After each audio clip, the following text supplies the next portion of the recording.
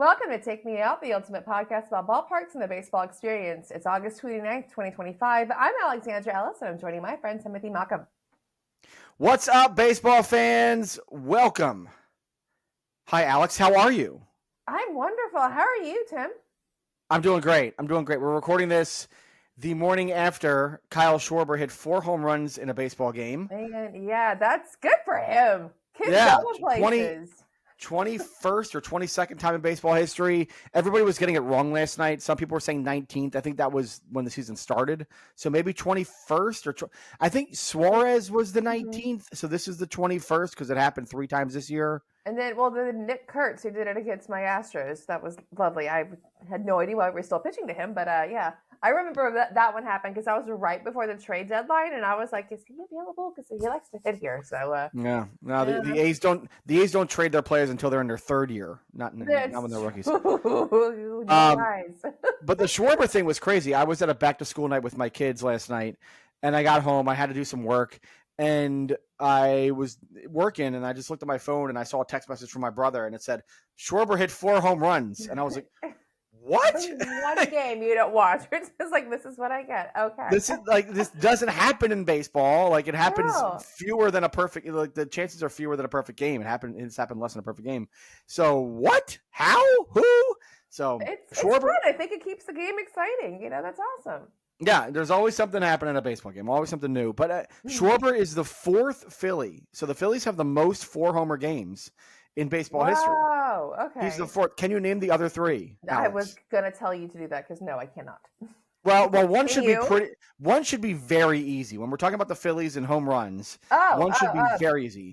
Oh my God, I am seeing his face. Oh, plays for the National. Bryce Harper? No. No, think past. Past Phillies. Greatest third baseman of all time. It's early. I'm tired. Mike Schmidt.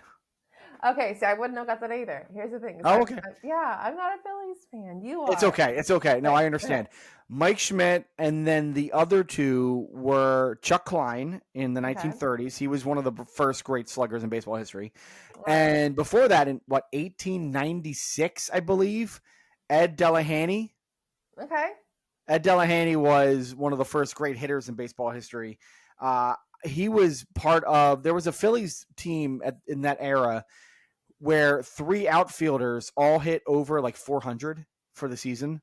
Oh, wow. But this was back at a time when everybody was hitting like 300 and above, but 400 was still hard to do. Because you didn't have like the best pitchers of all time going and everything. No, they were really bad. They were like guys they plucked off the street, that kind of thing. Going for a cigarette smoke really quick between pitches, That's right. But history made last night in baseball with Kyle Schwarber hitting 4 home runs. What a great night that was. I rewatched it. It was incredible. But this is not about the games. This is Take Me Out. We don't talk about the games, the standings. We'll talk about that. Although we kind of will talk about the standings a little bit this episode. We'll get there. Mm-hmm. But this is the ultimate podcast about ballparks and the baseball experience. We talk about the ballparks. We talk about what you're doing at the ballpark. We talk about what's going on at the ballparks, the new stuff, the fun stuff, the cool stuff, the stuff that you may not know yet. We're going to discuss all of that in this episode. We have news about realignment. Of course, everybody's talking about realignment, and Commissioner Manfred was talking about that at the Little League Classic. We'll go into that. The Cardinals are having some real problems at Busch Stadium this year. We'll get into that a little bit. And we'll talk about a list of ballpark eats, the best ballpark food in all sports. That was it's not official because recently. It is not from Take Me Out. So it's not an official. It's not the official list. No. We will have the official list. We'll get there for sure. Mm-hmm. We'll also talk in this episode. Our main event will be about the schedule for the 2026 regular season. It was released. Love to see it. The schedule release happens in the middle of the season before, which is a dumb idea. Baseball, you should release the schedule like right after the World Series, get people jacked up for the next season pretty quickly. That's how it should work. Whatever. I don't make these rules. I'm not the czar of baseball. So until I'm the czar, I can't do anything about it. But we will talk about the 2026 season and what's going to go on there. A lot of fun stuff, a lot of announcements that have been made, some yet to be made, but we'll get into that. But before we do, I guess we should tell people on this podcast who are listening right now, you are listening, you know where we are, you know who we are, but we want you to help us. We are trying to grow this following. We're trying to get people more excited about going to the ballparks and having a podcast where they can, have that sort of companion so that when they're going to the ballparks, going to cities, going to make these trips, they can get tips and guides and tricks and all these things. And we're those people. So, Alex, how do people listening now, how can they help us raise awareness about this podcast? Well, what you can do is like what you're doing right now. You're listening to us right now, right? So go on whatever app you're listening to. Spotify, Apple Podcasts, iHeart, any of those. Give us a really good round, even though it's not a round number, it's a crooked number, 5-star review. We would absolutely appreciate it. Like, comment, subscribe, share, 5-star review on whatever podcast platform you're listening to us on. We would greatly appreciate it. We're also on Instagram. Give us a follow there. I posted, I think I went to the Astros game yesterday and I ran into a lot of friends, so I didn't post as many stories as I wanted to. I think I only posted one. I apologize. But we are on Instagram at Take Me Out Pod. We're also on Facebook at Take Me Out Pod. And we're on YouTube. If you're watching us right now, hi. Thank you for watching us. We're on youtube.com/Take Me Out Pod. Again, like, comment, subscribe, smash that like button, as the youth say. And then we're also on Patreon, patreon.com/Take Me Out. So you don't have the pod on there. It's just Take Me Out. Tim, tell them about Patreon. Patreon, you want to be a patron, right? Everybody's got a Patreon. Everybody wants people to sign up and subscribe for their things, and we're one of those people. Here's the deal, though. If you're someone who wants to go to all the ballparks, if you have a list, like I need to get to all 30, I want to, do the whole I'm chasing the ballparks, I'm doing the list, check marks, trying to get it done. Or if you're someone who just likes to go travel and see baseball games at different places, you're not necessarily tethered to got to go see all 30, but you want to go travel and see ball games. Yeah. There's nothing like us out there. There's nothing like us, right? Like there's a couple websites that do ballpark ratings and guides here and there. But here's the deal. I am a published author. I have done this, this is my work, it's my life, it's what I've done. I have a book called Baseball Road Trips. I'm looking around for it. I can't find it, but it's not. I've got mine right here. It is an older Yours edition. is right there. It's the first edition of Baseball Road Trips. Yes. The second edition, it has Camden Yards on the cover. But here's the deal.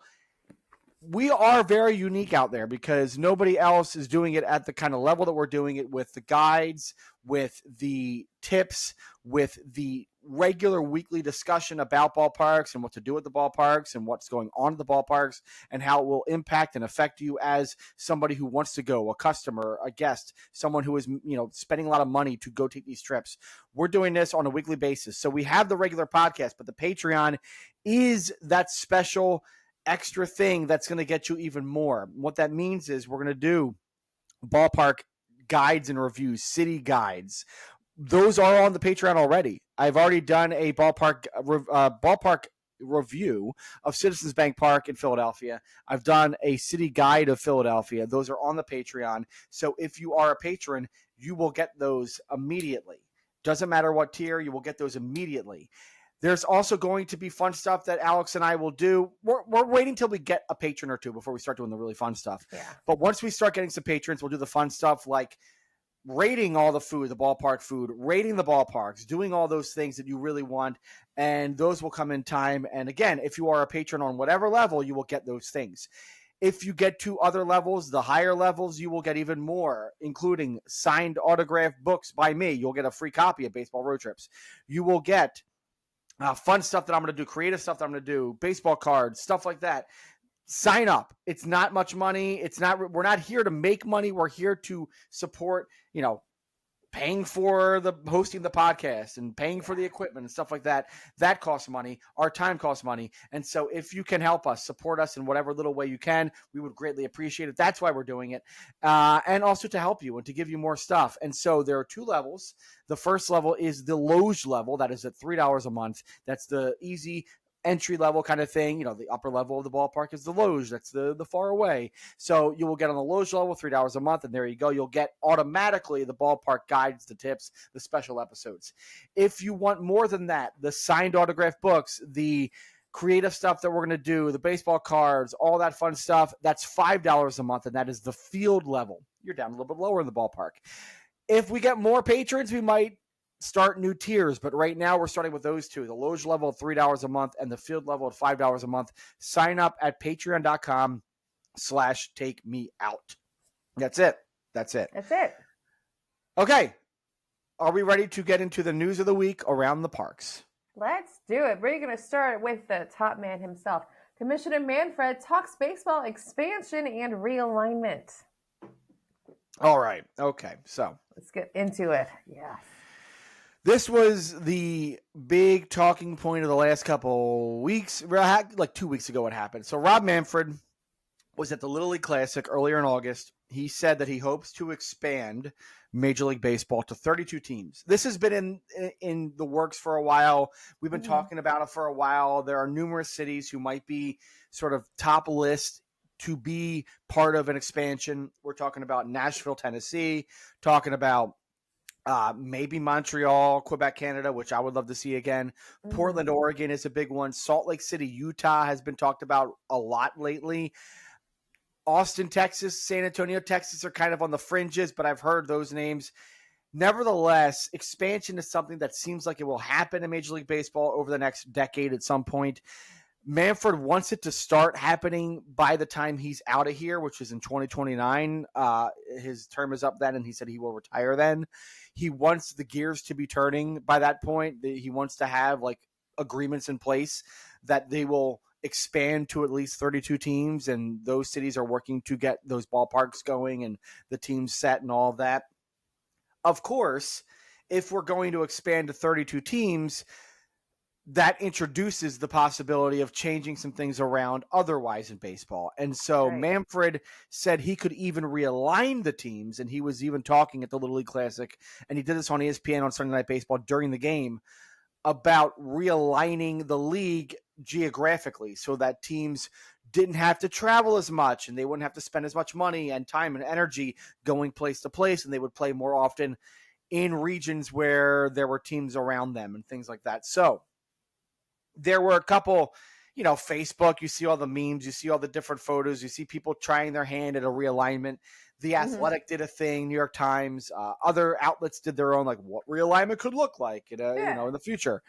And you see the one map that I saw mostly was the map of baseball where 4 teams were sort of grouped in regions. For example, you would have Nashville, Atlanta, the Rays, whether they're in Tampa or St. Pete or wherever, and the Marlins grouped in a division, right? These 4 teams will be in like a pod in a division. They would play each other more often. Or you would see the Astros and the Rangers with, let's say, the Diamondbacks and the Rockies, or the Astros and the Rangers with the Royals and the Cardinals, because it's, central. I guess before we get it, because I come up with my own thing, what do you think about realignment? What do you think about expansion before we get into realignment? What do you think about expansion? I like it in the fact that it gives me more places to travel to. I don't like it in the fact that it's going to give me more places to travel to and spend money.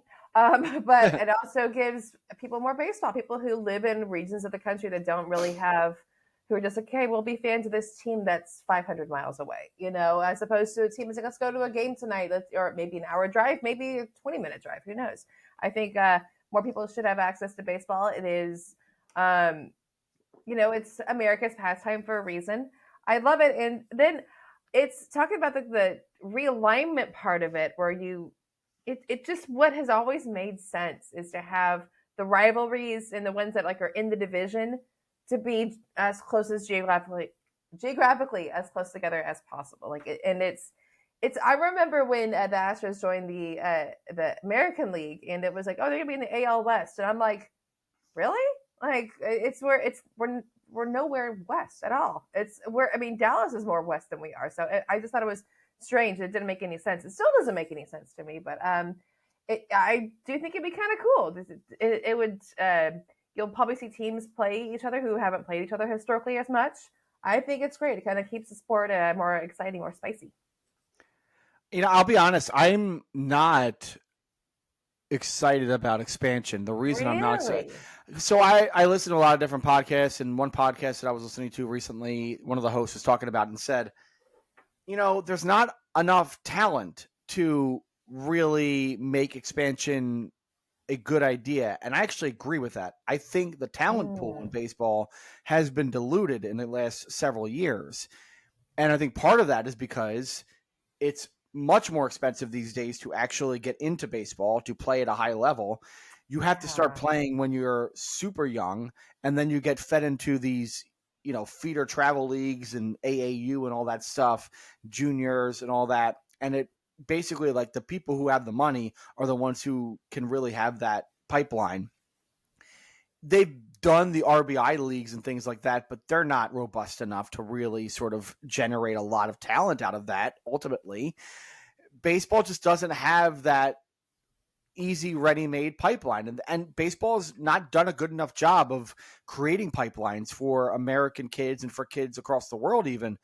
And yes, there's more international players than there have been, but not enough still. I mean, we're still it's still a pretty low number when you compare to the amount of American kids. And they just haven't done enough job of giving those kids opportunities all across the board. Along with that, they've drastically cut the minor leagues, right? The minor leagues were cut substantially a couple of years back, and they got rid of a whole bunch of minor league teams. Now, there's been a lot more independent teams that have risen up over the years, but minor league teams, you have the affiliation with the parent club, you have more resources, you have more money, you have more opportunity there, and that just helps a lot more with getting a player developed into a place where they can actually play at the major leagues at a high level. I really do believe Major League Baseball has not developed enough talent over the past several years to say, hey, we should have 2 new teams and introduce each season probably another 70 players to Major League Baseball, or 60 players to baseball, over the course of a year with 2 new rosters. So that's my first thing, is that the competition is going to be diluted a little bit more. And that's a good point. I mean, and I know that's not what people are necessarily thinking about when they're talking to high level discussions when it comes to money and things like that, because people just want to make more money and, sell cable deals and streaming deals and things like that, and just make more money for the league.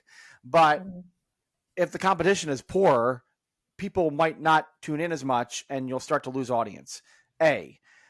B, these areas that they want to expand to, Portland, Oregon, Nashville, Tennessee, are the 2 that I think are most talked about. I'm not so sure. I think we've talked about Portland a little bit about this. Portland, I'm not so sure if they can sustain a major league team for 81 home dates a year. I just don't know. I've been to that city. It's a cool little city. I think it's a little overhyped for my belief. I actually like Seattle a lot more. Seattle's a much bigger city and can sustain a major league team. I don't know if Portland can. They can sustain a soccer team, and they've done a really good job of that. But I don't know about baseball. You really need a fan base to sustain. Yes, and basketball. The Trailblazers have a good fan base, but they've had problems over the past several decades of retaining that fan base all the time. So can Portland be a baseball town? That's a lot of dates. That's a fan base you need to have, and so I'm not sure that that's there. Nashville is like a mini Vegas. People go to Nashville to party. People go to Nashville for bachelorette parties and bachelor parties. It's not necessarily a place where you're there and you're like, oh, there's a baseball team here. I'm going to go support that baseball team 81 days a year.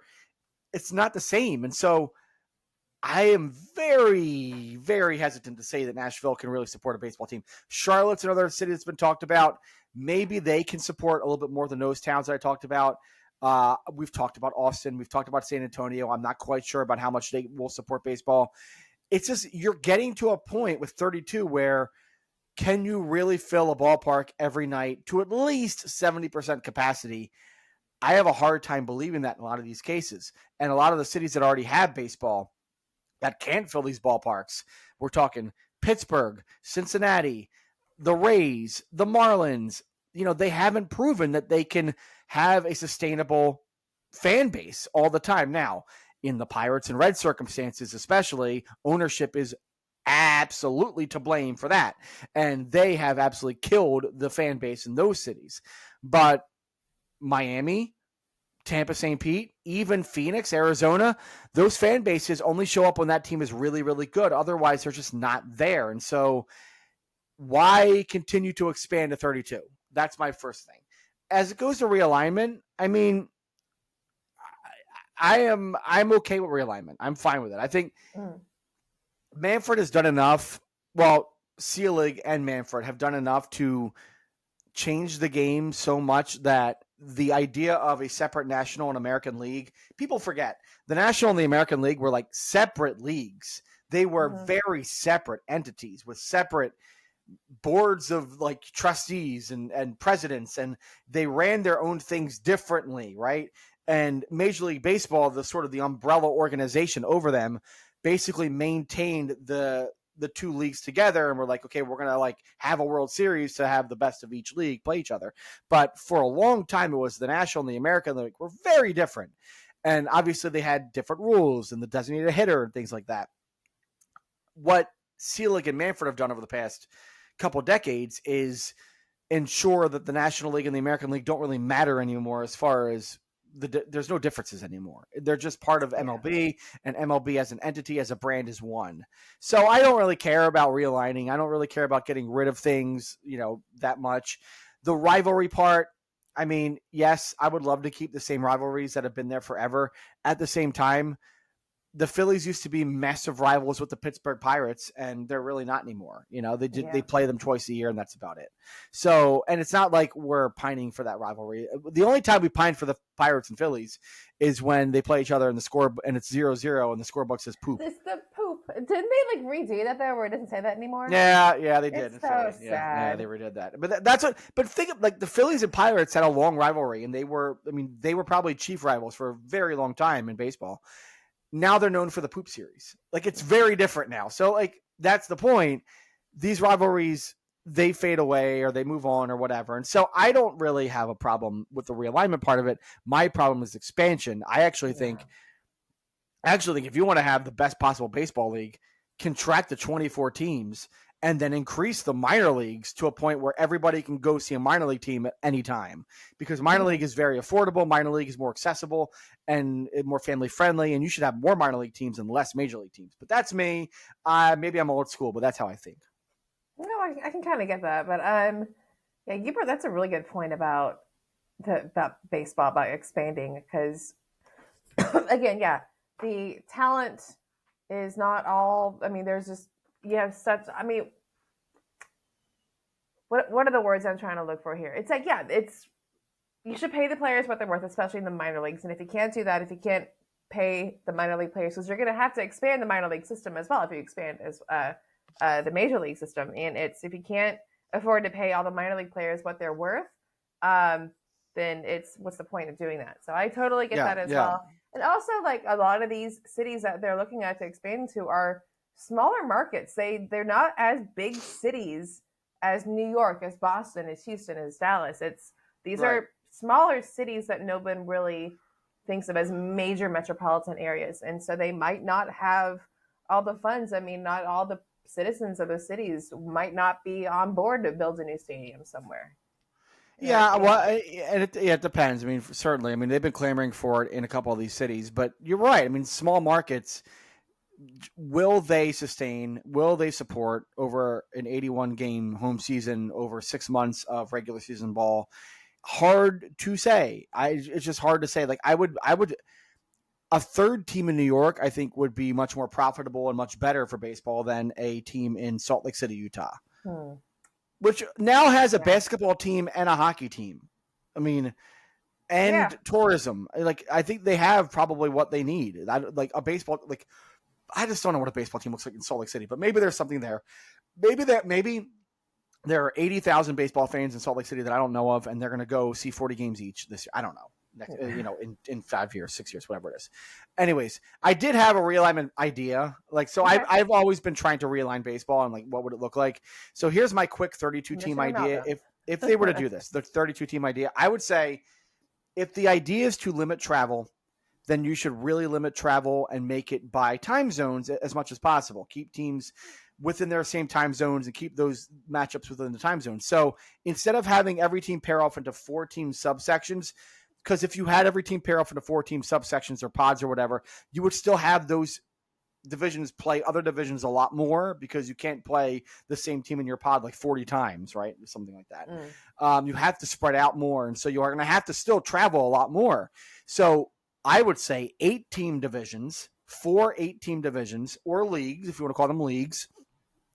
And instead of having the National and the American League as 2 leagues, split into 4 different leagues, quote unquote, just call them whatever, and then keep teams within the same general time zone in those leagues. So my idea is the American League would be an 8-team league. That would be the Mets, the Phillies, the Nationals, the Red Sox, the Yankees, the Orioles, the Marlins, the Rays. East Coast. I love that. Just all the East Coast teams. They all know each other pretty well. They all stay in the same time zone. Hyper competitive, obviously. You have Boston, Philly, Washington, New York, like really big major markets. Really fun leagues to watch. Would be a lot of fun. Yeah, it would be a lot of fun to watch. Then you would have the Midwest League. The Midwest League is all teams in the Central Time Zone with one exception, because you have to have one exception in this case. The Cubs, the Cardinals, the Brewers, the Twins, the White Sox, the Rockies, the Astros, the Rangers. So all these teams are on the Central Time Zone, and most of them are on the more western end of the Central Time Zone. The Cardinals, the Rangers, the Astros.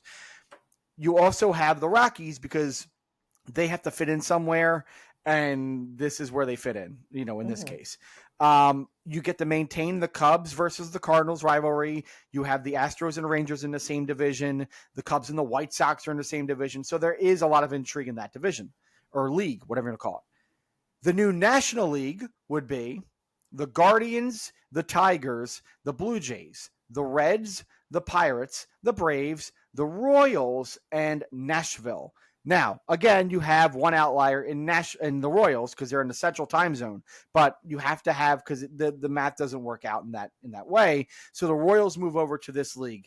The reason the Royals move over is because I don't know why. I think I was thinking like having the Brewers kind of paired off with the Chicago teams and stuff like that, because that limits travel there, and that makes more sense. The Royals, they're close enough to Nashville, Atlanta, and all those other places. Like, I don't think it's that much of a crazy travel schedule for them. But you get to keep Cleveland and Detroit together. Toronto and Detroit are close to each other. Cincinnati is in the National League. You have Atlanta and Nashville. That's a natural rival. Cincinnati, Pittsburgh together. Like, a lot of natural rivals here. That makes a lot of sense. It's mostly the East, but it's the Central Time Zone for the most part, with a little bit of an exception with Atlanta there. They're from the Eastern Time Zone. So it's all kind of within the same place, right? And then the Western League would be the Dodgers, Angels, Padres, Diamondbacks, Mariners, Athletics, Giants, and the Portland team. 8 teams all in the Pacific Time Zone, although the Diamondbacks would switch back and forth because Phoenix and Arizona is weird, but like that's how that would work. And so the idea is to keep every team like in the same time zones together as much as possible. You limit travel in that way.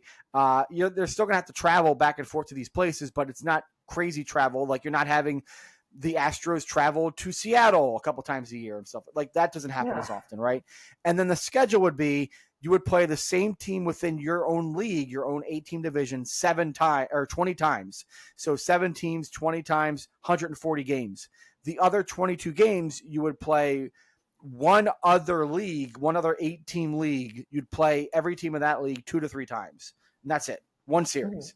So it's a ton of division games, ton of league games, and then you play one other league each year. That's it.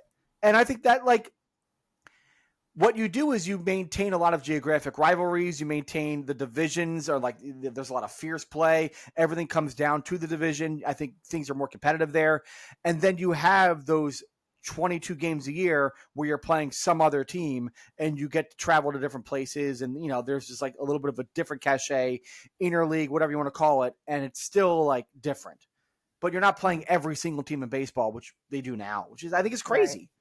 So and that's a lot. And I'd very, very much look forward to not having to stay up for a 9:00 first pitch if our Astros are playing the Mariners or the that's hard playing for the Dodgers. I mean, time zones are rough, man. I mean, I get it, but he gets tired because you're watching a regular 9-inning game and then you're not going to bed, or the game's not over till about 11:00 your time. This is a lot to ask for a lot of people a lot of times of the year.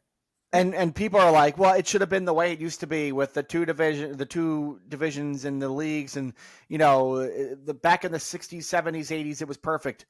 it was not perfect because for those who forget, the National League West back in the 70s and 80s had San Francisco and LA and San Diego, but also had Houston, but also had Atlanta. People forget Atlanta was in the National League West back in the day.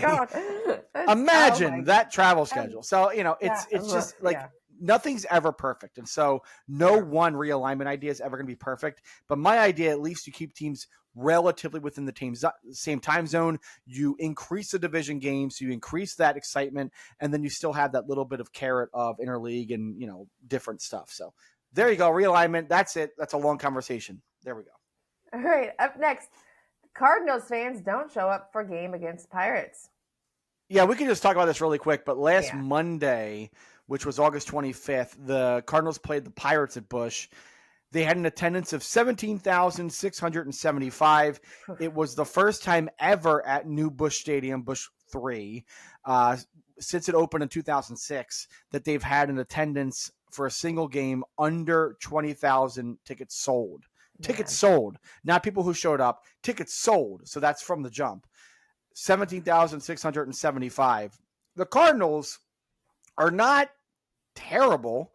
They're 66 and 69. They're hovering around 500.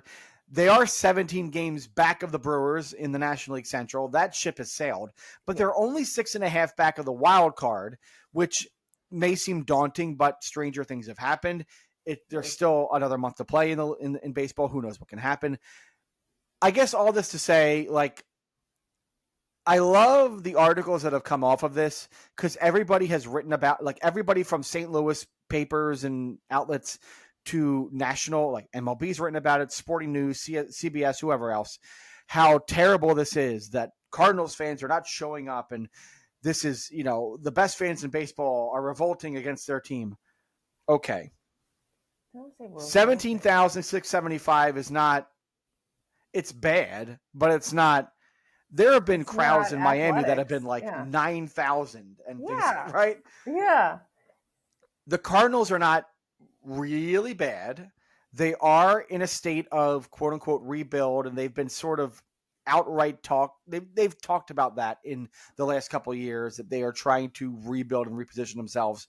And fans have been upset at ownership for not trying hard enough to field a competitive team. And that's all real, legit, all that stuff. I just find it hilarious that every other team in baseball, if they were to draw 15,000 or whatever it is, for a game against the Pirates on a Monday when the team's kind of out of it, nobody would bat an eye.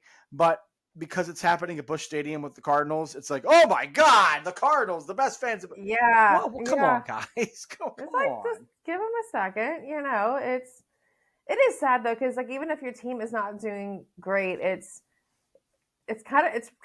really fun to go to games where, as a fan of the Astros from back in 2013, you would go to games where there'd be 3 people in the stands, but it's you can grab a seat wherever you like. It's a lot more fun. You feel like you kind of get more up close and personal with the players to keep it in an appropriate level. But it's still a lot of fun because just go to the games and you can sit wherever you want for pretty cheap too. Yeah, Bless you. To me, it just, people are almost grabbing at straws here, just kind of overreacting over something that, they're in a little bit of a low period right now, but I've seen rock bottom in ballparks, and this is not rock bottom. I've been to rock bottom. And I think part of the reason why there's so much of an outrage here is because we have talked up Cardinals fans so much as the best fans of baseball.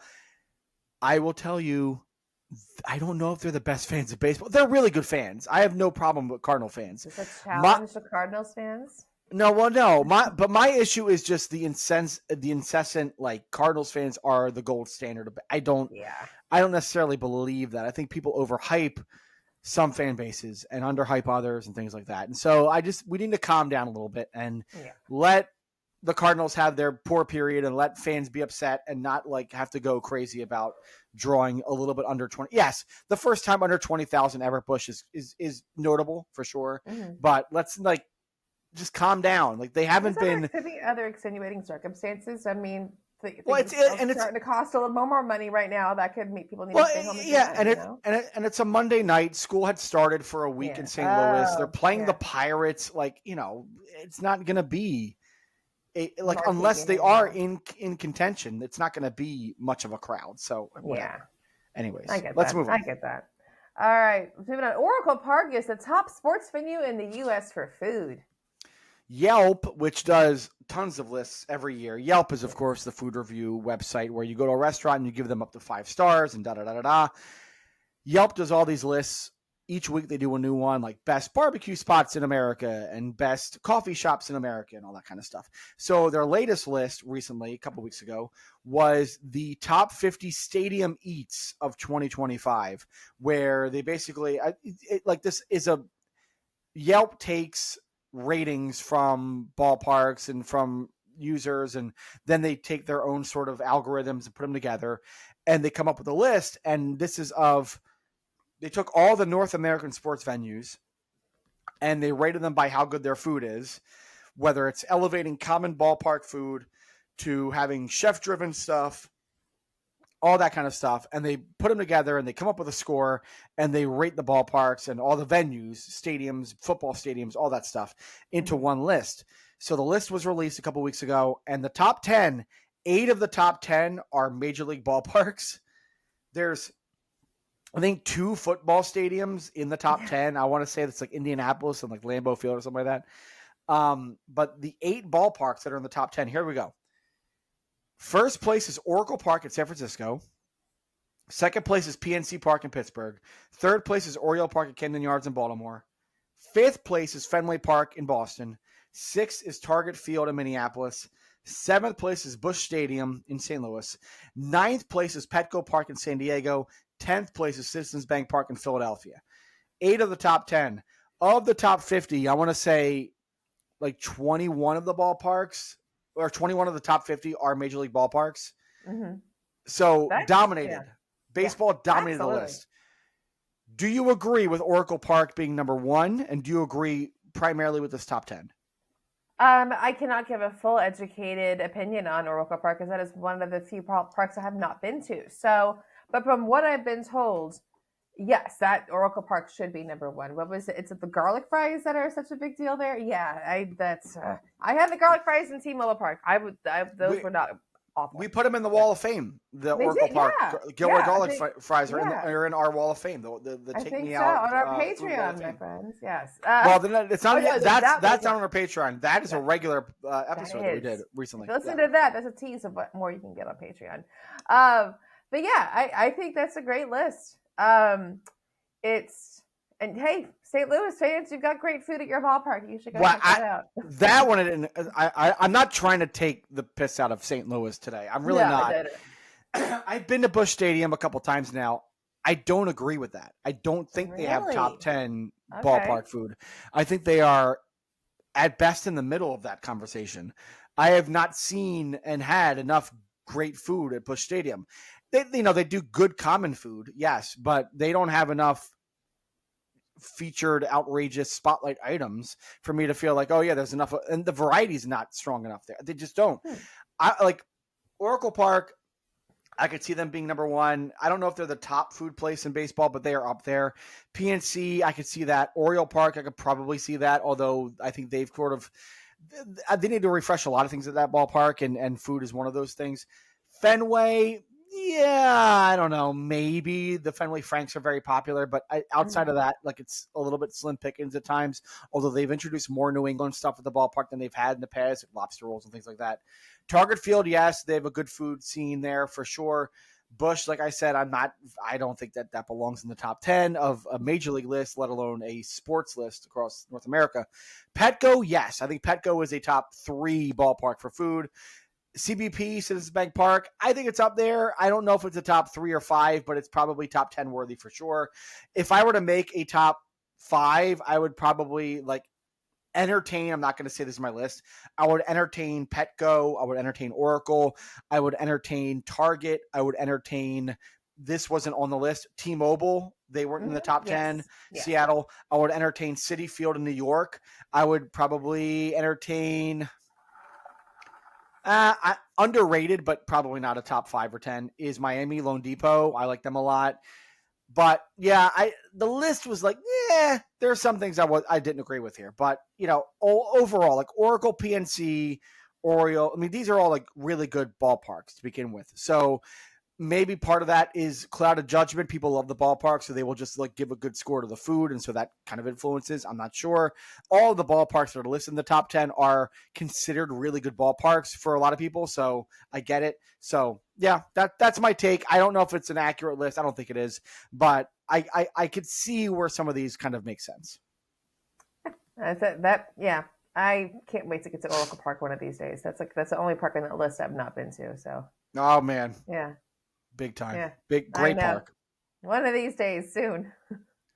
All right. Well, we will come back here in just a moment. I'll take me out. We'll do briefly a banter about the 2026 Major League Baseball regular season schedule.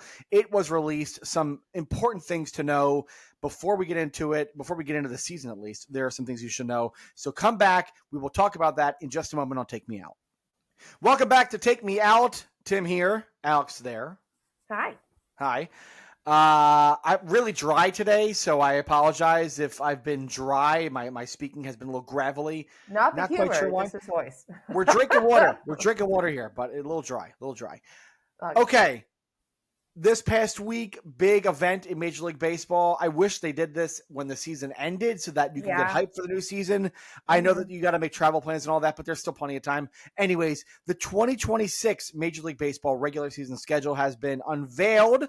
It was released last week. Couple big things off the top. The season starts on March 25th with a Yankees-Giants game at Oracle Park, which is the best food ballpark in all of sports, apparently. According to the rest of the league starts action on March 26th. That's the earliest every team will have started in the history of Major League Baseball. Wow. Why are we starting baseball earlier? Why are we doing this? I don't know. It's still pretty cold and rainy and disgusting in a lot of cities at the end of March. Do you want more snow games? This is how you get more snow games. I mean, maybe. I don't get. Yeah, I don't understand it. I mean, it's upsetting to me on a personal level because I like to go to a game. My birthday is first week of October 2nd. We'll just put that out there. And I like to go to a game around or near my birthday. And like every year, it gets further and further away. And like because to round out the season, because I've been to games that end where the season ends the day before my birthday on the road. Like it was 2017. That's how I went to Fenway. That was like a birthday trip / end of the season trip for me. And it was cool. I mean, I love it when the season ends like around or on my birthday. But now, when does it end on now? Like the 25th? No, the 27th. I mean, it's the last Astros game. Yeah, it's just it's weird. So I don't know why. That might even be division series. Your birthday. Like we might be past the wild card by that point. That's crazy. Man. God, that's crazy. I hate it. Yeah, and it because it used to be that baseball, the regular season would end like October 3rd, 4th, somewhere around there. But that was when they had fewer playoff rounds, and so right, sure. So that's the way it is. Another pet peeve that I have is like who starts the season at home, right? So here are the home teams to start the Major League season next year. The Reds, which obviously that makes sense. The Reds should always have the first home game of the year because that's tradition. The Blue Jays, they have a dome, fine. The Marlins, they have a dome, fine. And they're in Miami. The Braves, fine. The Astros, fine. The Padres, fine. The Mariners, fine, because they have a dome. They have a retractable. The Cardinals, that's fine. South enough. Busch Stadium, south enough. The Brewers, fine, retractable. The Dodgers, that's fine too.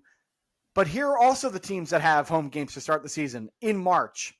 The Mets, the Phillies, the Orioles, the Cubs, and the Giants. Those are outdoor ballparks in more northern areas. The Orioles, yes, I still consider them a little bit more north than those other teams. They're a lot more than the does down in Houston. So you're going to have rain. You're going to have cold. You're going to have bad conditions. In my opinion, they should never change this. The same 15 teams should always start the Major League season, and they are the Reds, the Blue Jays, the Marlins, the Braves, the Astros, the Padres, the Mariners, the Cardinals, the Brewers, the Dodgers. Also, the Angels, the Rangers, the Rays, the Diamondbacks and the Royals, teams that are south and have retractable roof or dome stadiums. That makes sense.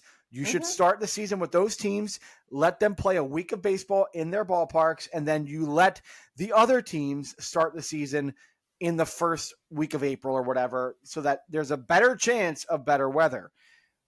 But that doesn't happen. So, again, if I were the czar of baseball, which I should be, we would do that. Where did I read this? Forgive me if I'm completely making this up, but isn't there a couple who, like, or it's a family every year who actually makes the grid or the... Yeah, so it used to be a husband and wife. Right, they would be on a kitchen table. And we're on contract to make the baseball schedule every year. Yeah. It's very true. It was a husband and wife who did it up until like the last couple of years, I think, or something like that. They were doing it forever. How much they got paid for that? Because that's a complicated task. It's hard. It is hard. Yeah, that's something you would think that it would have been like not an algorithm, but just you would have computer programs to help you do that. And it used to be a lot easier to make the baseball schedule because there were fewer teams. The divisions were such that travel was easier to figure out. And if you go back and look at the major league schedules in the 80s and even the 90s, you would see the same patterns all the time. Like you would have teams playing in the division for this like block of time, and then they would play out of division for a block of time. You'd kind of play the same teams almost every year at the same time. So it was pretty constant and pretty like known what you would do each year. Whereas now the schedule's so different, and you have teams playing, every team plays every team. You have all these different kind of dates you're dealing with, like special games, and you got to not be home because this is happening in the same city or whatever. Like all that's happening this year too. So other things. The Rays home opener is scheduled for April 6th against the Cubs. It is currently set to be played at Tropicana Field. The update on that is that the roof panels are being installed as we speak as part of the $59 million project. They wish it was only $59. If only. Then they would stay there. $59 million to renovate Tropicana Field because of the hurricane a couple of years ago. They're putting the panels in now. The roof is about $23 million of that project. They believe the panels will be done by the end of the year. And then, of course, they will have a ramp up to hopefully have the ballpark completely finished by April. April 6th is the home opener. They're hoping to have it done by then. So we'll see what happens. If they don't get it done by then, I would imagine they would have to go back to Steinbrenner for a month or something, but hopefully that doesn't happen. Still in the middle of hurricane season right now, so I'm hoping they can. Yeah, like hopefully nothing happens. You can't. Hopefully no hurricanes anywhere. Hurricanes are stupid. We got about a month left, so hopefully everything works out there. Yeah. Rivalry weekend. Major League Baseball announced rivalry weekend is May 15th to 17th. This includes division rivalries and geographic rivalries when they need to happen. So your regular rivalries, which are interdivision, you have, of course, the Yankees taking on the Red Sox. You have the Mets and the Braves will probably play each other. You'll have the Astros and Rangers will play each other. You'll have the interdivision stuff, right? The ones that we know of that usually the Cubs and the Cardinals, da-da-da-da-da. You will also have some geographic ones, including the Phillies and Pirates, which, like I said in the past, they used to be really hardcore rivals. Now they're not so much, but because they're in Pennsylvania, rivals, whatever. And then you also have the Diamondbacks and the Rockies, which is only geographic because they're the only two teams that are close to each other in America. That's how it works. They're both in that sort of mountain desert region. So there you go. It is rumored, not official, that Major League Baseball is going to bring back the Field of Dreams game in 2026, which is wonderful, very exciting. They haven't done it for a couple of years now. Taking over the old field in Dyersville, Iowa, that was used to shoot the movie Field of Dreams. The actual ballpark, it's there. The field is there. They're not going to play on that field with the house, but they play in a makeshift stadium that is across the way of that field that is still there, and they just haven't kept it up over the past couple of years. They have to kind of like refurbish it a little bit. But that is rumored to happen, and it will be rumored to happen somewhere between August 14th and 16th. And right now, it is unofficial that the two teams playing in that series are the Minnesota Twins and my Philadelphia Phillies. You have to go. You have to. for the next edition of I would love Ballpark. to. I would love to, but we're going to need a lot of Patreon subscribers and money in this podcast for me to make the trip, because it's going to be an expensive ticket. It's going to be a hard to get ticket. It's going to be an expensive flight and all that stuff. So we'll see. But I would love to go to Dyersville to watch a baseball game. I would love to go. I'll wear a Phillies hat with you. Come it on, would be that'd great. Be great. That'd be so much fun. Yeah. It's rumored for August 14th to 16th between those two teams. The Phillies are playing in Minneapolis during those dates. So it's rumored that during that series, they will go down to Dyersville. It makes sense. Dyersville is sort of close enough to Minneapolis. I actually, when I did my last trip to Chicago and Minneapolis and Milwaukee, I literally flew into Chicago. I drove out to Iowa, and the next morning went to Dyersville, to the Field of Dreams. Then I drove up to Minneapolis. So I literally did that sort of thing. And it's a couple hours from Dyersville to Minneapolis. It's not too bad. So it makes sense. We'll see what happens. The 2026 World Cup in North America is making things a little interesting. It takes place between June 11th and July 19th. Longer this time out because we have more teams in the World Cup this year. I think it's 48 teams in the World Cup. It's huge, bigger than ever. But that changes the schedule for some teams that especially are having games in their own cities. For example, the Astros and the Royals, the Astros, there's going to be games in Houston. The Royals, there will be games in Kansas City. They only have 6 home games between June 22nd and July 16th. So big road trip, 6 home games, big road trip. And that takes you through the All-Star break. The Phillies, meanwhile, have a really big road swing in that vicinity. Between June 22nd and July 16th, the Phillies have 4 home games, a brief 4-game series at the end of June against the Pirates. Otherwise, they're on the road in the back ends of in the bookmark ends of those. And the reason is because the World Cup is in Philly, but also the Phillies host the All-Star game in the middle of July, so they don't want the Phillies home ahead of the All-Star game so they can get the ballpark ready and all that jazz. So that makes sense, but that means the Phillies have this really big road swing for basically a month between the end of June and middle July. So there you go. Also, this is fun. We don't get this ever in baseball anymore, but there is a scheduled doubleheader taking place on July 20th between the Mariners and the Red Sox at T-Mobile Park. This is because on July 19th, the night before, the World Cup will be at Lumen Field right next door. And I believe the Team USA, like the American World Cup, the American soccer team, will be playing in that July 19th game at Lumen Field. Oh my gosh, I'm already exhausted thinking about that. I don't even live in Seattle. That'll be a really crazy sort of weekend. They're going to want, fans to be there, have fun, get out of there. They're going to probably have a whole fan fest, like everything's going to be like it's going to be like a carnival atmosphere, I'm sure. Yeah. Vicinity. So they're going to want to sort of give the Mariners that day off so that they can sort of concentrate the whole area on World Cup and not have traffic problems and not have crazy problems. And so they decided to just basically not have that game that night.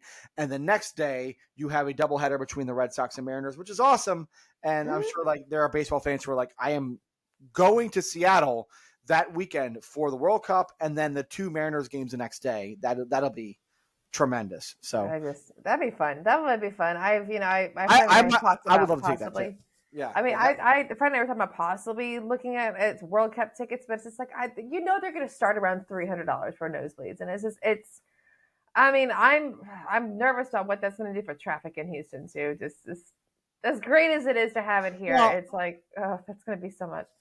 Yeah. But I think about it like we have the rodeo that happens for 3 weeks in February, March, and it's in the same area, that energy area there.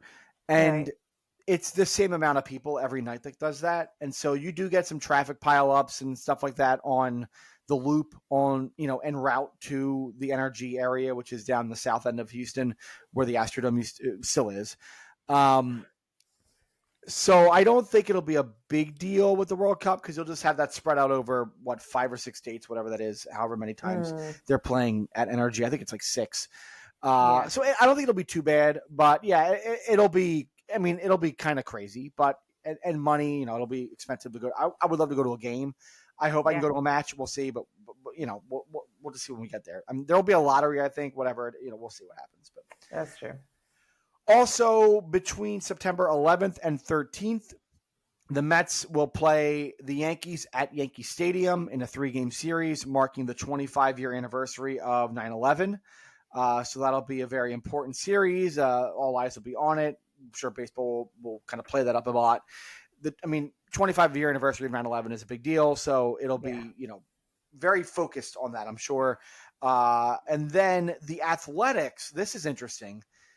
So they will be at Sutter Health Ballpark again this coming season for the second year. They'll probably be there for at least another season after that, maybe 2 more. But Sutter Health Park will not host every Athletics home game in 2026. It was announced that 2 series that the Athletics will play back-to-back between June 8th and 10th and June 12th and 14th will take place at Las Vegas Ballpark, the current home of the AAA Las Vegas Aviators, which is the Athletics AAA team. So it's funny that they've decided we're going to take a week and go to Las Vegas for a week and play games there. I guess in a way it's like sort of we want to endear ourselves a little bit more to Las Vegas, show people there that we're here are the A's, get used to us kind of a thing. It's sort of a residency sort of a deal. Maybe they'll play it up. Maybe they'll have events and stuff like that surrounding that week. But there you go. If you're looking to go to Las Vegas to see baseball, it is between June 8th and June 14th. There are 6 games in that period. The A's will play the Brewers and the Rockies. So think about that. If you are wanting to see the A's in Vegas, if you're trying to be an absolute ballpark completist, that is something to keep in mind, that there are Vegas dates now in the early middle part of June of next year. Would you think about going to one of those series? No. I am not. To me, that's like sort of it's like sort of a fringe completist thing. Like if I were to say I've been to every active ballpark, and then someone's like, "No, you haven't. You haven't been to Las Vegas Ballpark because that's where the A's played for 6 games." Like, well, come on. Technically, yes, I haven't been to every ballpark, but also, also I haven't been to was it Bithram Stadium in Puerto Rico, because I didn't get to go see those 3 games there between the who played in Puerto Rico some years ago, the Mets and the the Marlins, whatever it was.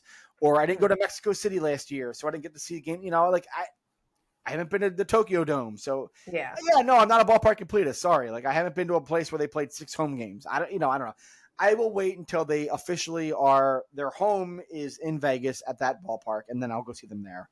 I probably am going to wait a couple of years before I go back to Vegas. So, yeah. Good idea. Anything on this list exciting to you otherwise? Do you want to go? The scheduled doubleheader in Seattle. Let's see. I'm already looking at what I want to do next year. And I saw this, even though I've already done Petco, the Astros, the second week of August, it starts on that weekend. Do a 3-game series in San Diego, then a 3-game series in San Francisco. That could be fun, because those are 2 from what I've heard about Oracle, is fantastic. But Petco is an incredible park as well. And then at the end of August, we've got back-to-back away games against the Yankees and the Mets. That could be fun as well. I'm trying to think. This what other pops out to me, especially with teams that. I could do this one. I could do June, the last week of June. We have a 3-game series in Toronto, and then a 3-game series or 4-game series in Detroit. And I haven't done either of those parks. That could. That could be it. That could be the fulcrum for your trip. That could be the foundation for your big trip. That could be it. We're discussing this live on the podcast, friends. This is cool. And we'll do an episode, I'm sure, later on when the season's over, kind of planning out the 2026 trips and see what we want to do. Yeah, we kind of did that during spring training with our first few episodes here. Yeah, we'll probably do that before the end of the year for sure. We'll do an episode like that. I will say, I'm sure there will be quite a few Phillies fans who make the trip to Minneapolis to see the Phillies and Twins, and then likely they will play the Field of Dreams game in Dyersville sometime in that period. And if you could score the Field of Dreams ticket and then go see them in Minneapolis a day before or after, that would be really cool. That's a great trip. Yeah. It's a great ballpark. One of my favorite ballparks, Target Field. And that whole experience is fun. It's really great. So we'll see. I don't know if I'm going to do Target this year. I mean, I've been there a couple years ago, so we'll see. But yeah, a lot of interesting things on the schedule for next season. We still don't know about a Little League Classic, what that might look like next year. Yeah. We don't know if there's going to be another Speedway Classic. I hope not. No, it's like, you know what? We tried. That's it. That's it. That's like no more. And they haven't announced any other sort of specialty games yet, but we'll see what happens. There's still plenty of time to get those things worked out. So that is that. And that is the segment. We will come back in just a moment here. I'll take me out to finish things up. Stay with us. Give us a follow, my friends, on Take Me Out on Facebook. We're on facebook.com/TakeMeOutPod. We're also on Instagram, instagram.com/TakeMeOutPod. I posted one story yesterday from the Astros game. I apologize. Should have been more. We also are on YouTube. Hello, YouTube. YouTube.com/TakeMeOutPod. Give us like, comment, subscribe, share, follow. Tell your friends, tell your family. And then, of course, if you're just listening to us right now on Apple Podcasts, Spotify, iHeart, whichever podcast platform of your choice, we would greatly appreciate a 5-star rating, review, comment, share, all of those. I guess you call them buzzwords. I don't know. But yeah, just give us a little support. We would greatly appreciate it. And we are on Patreon. Our Patreon handle is Take Me Out. So you got to take out the pod of that one. And Tim, tell us about Patreon a little bit. Yeah, put us in the buzz bin.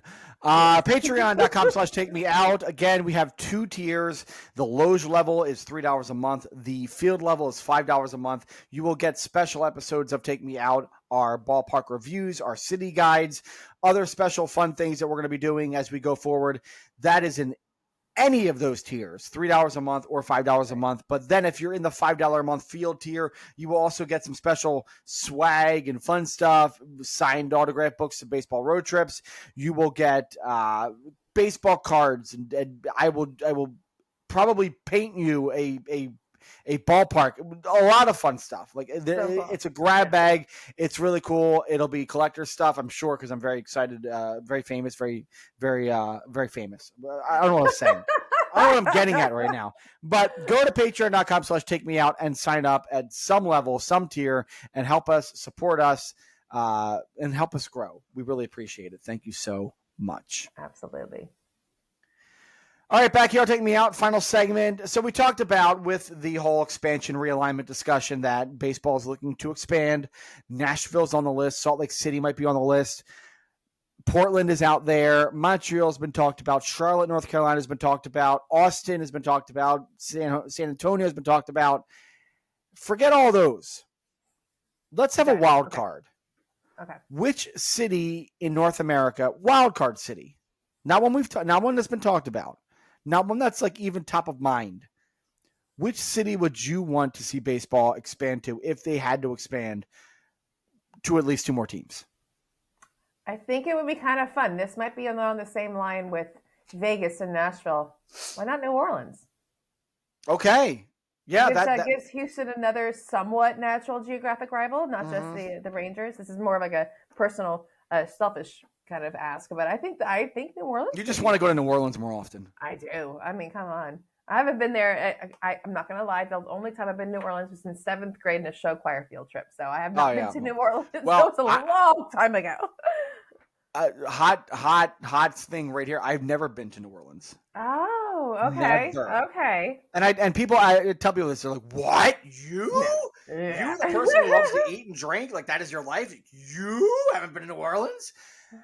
And it's because I grew up in Philadelphia at East Coast and started doing ballparks, and I've been to all the ballparks, and that's my thing. And then I moved to Houston, and you think, well, I'd go there at some point. But I got to Houston, I was a food reviewer, and so I went to all the restaurants in Houston. I never went anywhere else. I haven't eaten in good restaurants in Austin or anything like that. I haven't gone to New Orleans to eat. I just haven't done it. The closest New Orleans food you've had, I guess, is Brennan's here in Houston. I've had Brennan's, yeah. But I've had like other Cajun Creole stuff, and I love crawfish and all that. But I haven't been to New Orleans proper. I haven't and I've been to Louisiana. I've had like po' boys.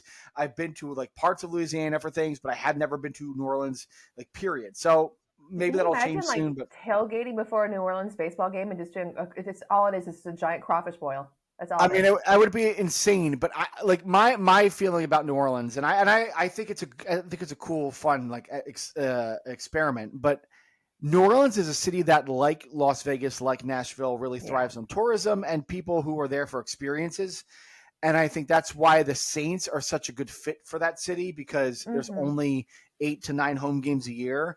And so when you're doing your crawfish boils and your parties and your tailgates and all that, you can sort of max it out because you only have 8 or 9 opportunities to do that with the Saints. Whereas if you have a baseball team there, it's 81 dates. And so you're not going to do all the time. And I don't know, like with a Nashville, like with a Vegas, like with even an Austin or whatever, if there's enough of a fan base to support baseball. All those dates, and all that time. Do they still have a basketball team, or am I? They do, and they don't support them as well. Like the Pelicans, which are the basketball team in New Orleans. Nobody talks about the Pelicans. They're not good. Nobody roots for them. I mean, just proves it right there. I can remember if they had a team or not. I mean, that's the only, And they've tried. I mean, New Orleans has had basketball now for 15 years or something like that now. They've had the Hornets, and then they moved out to Charlotte, and now they have the Pelicans, and it's just not worked there. I mean, they had the New Orleans Jazz very long time ago in the 70s, which became the Utah Jazz, which is why the Jazz are called the Utah Jazz. Did you know that? They're called the Utah Jazz because they were previously the New Orleans Jazz. I don't know why I never thought about that, because I'm like, you really never associate the Salt Lake City with jazz music. Yeah, exactly. Well, it's the opposite of jazz in Salt Lake City. Yeah, it's Salt Lake City Mormons. and the LA Lakers, the Los Angeles Lakers, there's no lakes in Los Angeles. The reason they're the LA Lakers is because they used to be in Minneapolis. Wow. There you go. See, we're teaching you things. You don't take me out. See, friends, just tell all your friends and family and neighbors. You can learn things on this podcast. Give them a follow, like us. The Astros used to be on Saturn, which is why they're called. No, okay. I was thinking this is a little bit of a tangent, but I don't know. Have you seen the new Superman movie by chance? No, but I know that he was in Progressive Field. Is that what you're getting? Yes, and so the Metropolis Meteors was the name of the team, and I was thinking, so if MLB were to do like a one-off game, would it be actually for the Cleveland, or would you want to do the Astros because the Astros are more outer space teams? I don't know. Like a one-off, like if you were to have a game in outer space. Not in outer space, but like if you were to do oh my god, can you imagine like a Marvel DC baseball game? That'd be so much fun. I'm a nerd. I apologize. I'm not a Marvel DC person. I don't know if you know. I'm not a superhero person. No, okay. Well, the Superman movie is fantastic, by the way, but this podcast is not about that. But but I think it'd be fun if like MLB just did a fun couple Metropolis Meteors hats for Cleveland. I'm sure it'd be kind of fun to have those for sale because MLB can make more money off of them. Look at that. It'd be great. Okay, there you go. They should do that. Please do that. Yes. But if I wanted a team somewhere else in North America that hasn't been talked about, I feel like we don't talk about Canadian cities enough. Yes, Montreal has been on the list of should they go back to Montreal. I would love them to go back to Montreal. I think Montreal is an amazing city, and they do have a hockey team in the Canadiens, but that's it. They don't have NFL. They don't have NBA. They should have something else. I think at least it's a tourist city, but it's a huge city, and it deserves to have another sports team. I think they would support a team. I really do think they would, especially now. Obviously, you have the Blue Jays of Toronto, so I feel like there needs to be another Canadian team. So Montreal is an option. I don't know about the other sort of bigger cities like Ottawa and Hamilton and Winnipeg and Calgary. They are great hockey towns, obviously, but I don't know if there's enough there to sustain baseball. And the weather is such as it is that travel might be a little tough in April for teams, just April and September, October. Vancouver, I think, could really be an option. Because that would be a really good rivalry for Seattle, too. Yeah, great. Yeah. So come on. And it's also a gorgeous city. That'd be a destination city for sure. And when I went to so I've been to Seattle for Mariners, and I've been to Minnesota for Twins, and I want to say, I've been to Seattle to see the Mariners play the Blue Jays, and I've been to Target Field in Minneapolis to see the Twins play the Blue Jays. And for both of those games, the amount of Canadian fans who were there, the amount of Blue Jays fans who were there was they outnumbered the home team fans. They outnumbered them. That represents Canada, and I think And Canada can have a second team, and I know a lot of the fans can be no, I'm Blue Jays fan. That's who I am. I think if you get a team in Vancouver, it's far enough away from Ontario, like that there's a sustainable fan base there. It would grow. You have the Seattle rivalry. You have another Northwest team, so that limits travel a little bit more for Seattle. It would flow right into that Western sort of division or league if you have a Western league. Vancouver is, I think, a really untapped potential city for sports. Obviously, there is a hockey team there with the Canucks. They did try basketball there with the Grizzlies for quite a while, and that didn't work out. But I think baseball is something that could potentially work in Vancouver. That's my choice. That's a really good choice. I think I like your choice better than mine, even though it would be a longer flight. Or I can't do a road trip to Vancouver. I could, but it'd be a long one. But I think Vancouver. You would just pair it up with Seattle. Just do both of those together. Perfect. That's it. That's great. Yeah, I think in Vancouver again, it is an absolutely gorgeous city. Gorgeous backdrop, all those mountains and everything. And let's do that. Let's call up Manfred and say, hey, let's go back up to Canada. Give us the Vancouver Vandals. No, that's a bad name. The Vancouver Summits, the Vancouver Ice Caps. Oh, the Ice Caps. That'd be cool. And you can do like a nice other little rivalry with the Rockies as well. It's like who has the best mountains. That's great. I love it. All right. Cool. Well, that's it for this episode of Take Me Out. Thank you so much for listening. We'll be back here next week to talk more baseball, ballparks, and everything that goes with it. This has been fun. Please support us. Go to our Patreon, patreon.com/takemeout. Go follow us on social media. Go to our pages. Check us out. Say hi. Tell us how we're doing, what we're doing right, wrong,